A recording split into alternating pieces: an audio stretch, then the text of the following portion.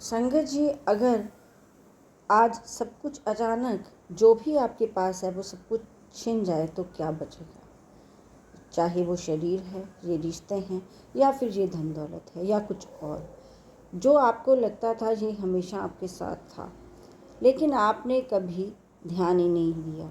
राधा स्वामी जी, संगत जी,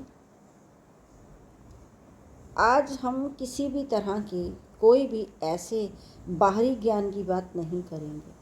आज हम उस खजाने की बात करेंगे जो असल में आपके अंदर ही छुपा हुआ है, और अंदर छुपा होने के बावजूद आप उससे बिल्कुल अनजान हैं।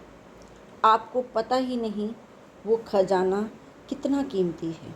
संगत जी, जो इंसान होता है वो अपनी पूरी ज़िंदगी में कुछ ना कुछ ढूंढने में ही लगा रहता है। कभी उसे पैसा ढूंढता है, कभी वो प्यार को ढूंढता है, कभी वो अपने लिए सफलता को ढूंढता है। पर अब एक सवाल अंदर ही अंदर मन में आता है, क्या इस सारी चीज़ों को अगर हम पा लेते हैं, पैसा भी हमें मिल जाए, प्यार भी मिल जाए, सफलता भी मिल जाए, क्या हम पूरी तरह से शांत हो जाएंगे? मन पूरी तरह से शांत हो जाएगा? नहीं, क्योंकि असल में जो हमें चाहिए, जो खजाना हमें चाहिए, वो तो बाहर है ही नहीं। तो संत क्या समझाते हैं?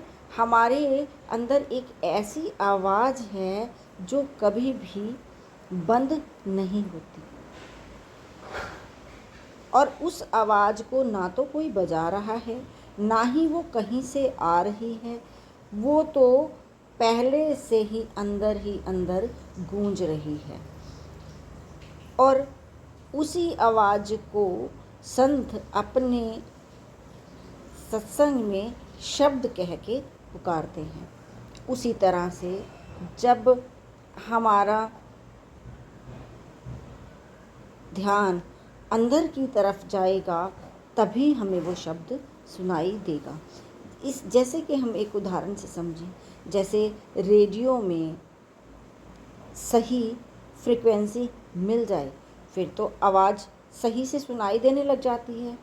उसी तरह से जब हमारा ध्यान सही जगह पे टिक जाएगा तो अंदर की जो वो शब्द धुन है वो हमें साफ सुनाई देने लगेगी। पर हमारे पास दिक्कत यह है कि हमारा ध्यान तो टिकता ही नहीं, हमारा ध्यान तो बाहर की तरफ भागने में ही रहता है। आज हमारी ये दुनिया है वो डिजिटल होती जा रही है, तो फिर सब मोबाइल में ही लगे रहते हैं। कभी एक दूसरे से बात बनाने में लगे रहते हैं, कभी इच्छाओं के पीछे भागते हैं। असल में हम अपने आप से, खुद से दूर होते जा रहे हैं। और जब तक ध्यान बाहर की तरफ रहता है तो अंदर की जो आवाज़ है कैसे सुनेंगी, क्योंकि हमने तो ध्यान टिकाया ही नहीं। इसीलिए संत समझाते हैं, हमारा ध्यान असल में शरीर में जो 9 दरवाजे होते हैं ना, उसमें डिवाइड हुआ है। हमारे 9 दरवाज़ों में से आँख, कान, नाक, मुँह, ये ही सभी हमें उस दुनिया से जोड़ते हैं। असल सच क्या है वो इनसे परे है। अब हम बहुत ही सरल भाषा में इसका सल्यूशन समझेंगे कि हमें करना क्या है। हमें कुछ भी नया नहीं करना, बस हमने अपने ध्यान को अंदर की तरफ मोड़ना है, जिस तरह से हमें संतों ने समझाया है। उन्होंने हमें शब्द नाम की को धुन से जोड़ना सिखाने की प्रक्रिया बताई है, वो युक्ति बताई है।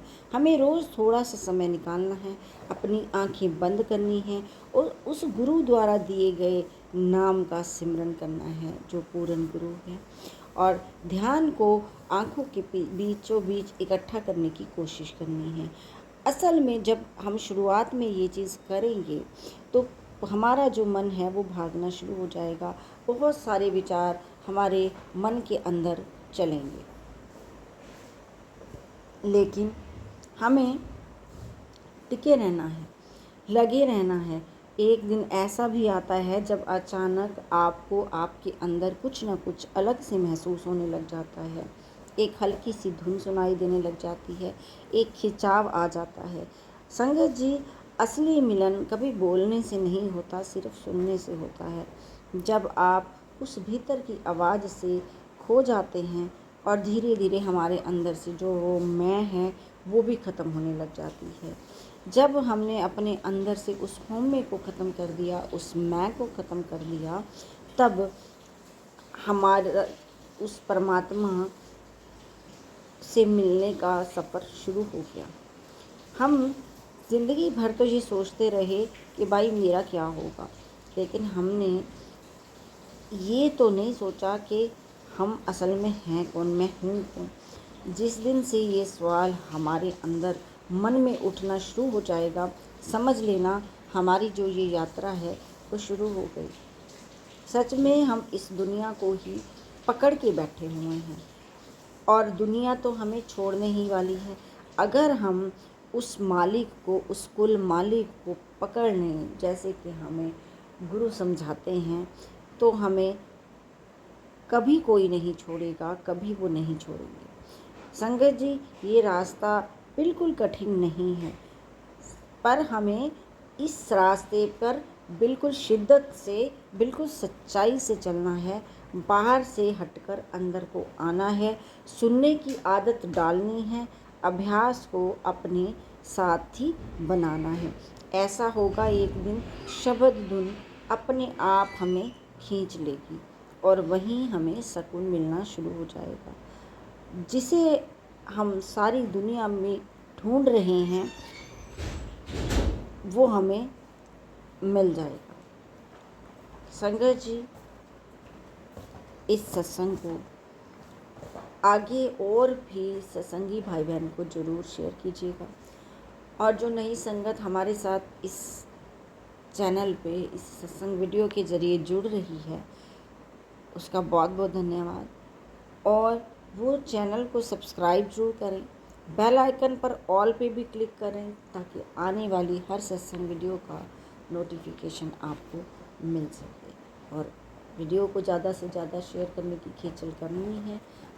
आगे आपकी मौज है। राधा स्वामी जी।